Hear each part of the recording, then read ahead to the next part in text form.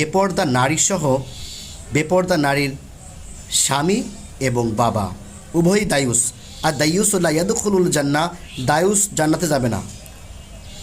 এটা অনেকে জানার পরেও, অনেকে বোঝার পরেও জানি না এই ব্যাককেলগুলো কেন অনলাইনে, ফেসবুকে, ইউটিউবে তাদের স্ত্রী সন্তানের ছবি পোস্ট করে থাকেন।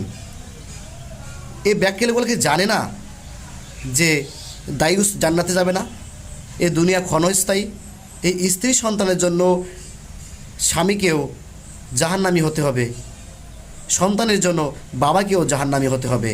কারণ এই বেপর্দা মহিলার বাবা এবং স্ত্রী, স্বামী উভয়ই দায়ুস, আর দায়ুস জান্নাতে যাবে না।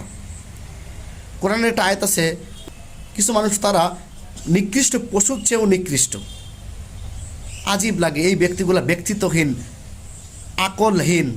না হলে কেন তারা জেনেও তারা এই ধরনের ভুল পথে পা দেয়, নিজেদের স্ত্রী সন্তানের ছবি ফেসবুকে, ইউটিউবে পোস্ট করে।